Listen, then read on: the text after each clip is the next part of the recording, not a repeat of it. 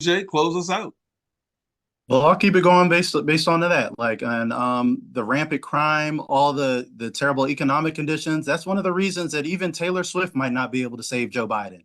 Not even if Beyonce and Taylor Swift came out together and did an endorsement. I don't know if that'd be able to save Joe Biden for the reasons you just spoke about. Like, there's so many issues at home, no healthcare system.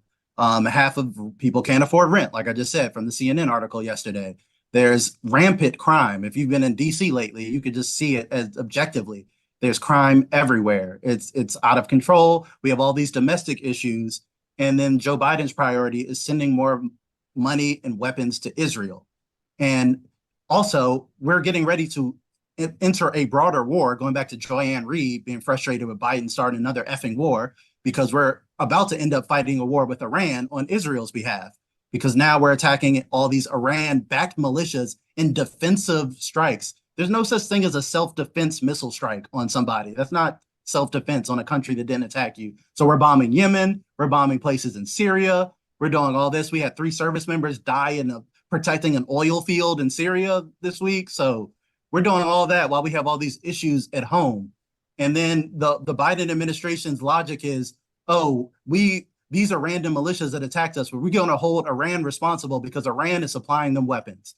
Not hearing the irony of what he just said out loud, because guess who's supplying Israel with all their weapons for their war crimes? Us. So like he has no awareness. Maybe it's the age, maybe it's just, like I said, maybe he's just past his prime, but like this is not a leader that we can have. And his justification is, oh, we're going to hit back. We're going to continue to hit back. We're going to hit back. People eventually, as humanity, we need to evolve beyond this cycle of violence, because every war ends at a negotiation table. Every war ends with a treaty.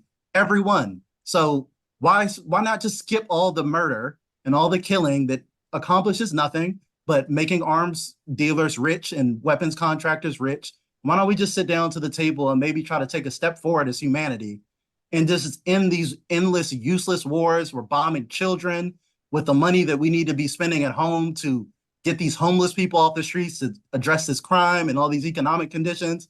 I don't want to see that money used to bomb poor brown countries. So that is something that Joe Biden needs to rectify, or he's absolutely going to get smoked in this election. All right. Folks, now you know why we call this show The Thought Brothers. That is our show for this evening. Until next week, we are out of here. Good evening. Good night, everyone.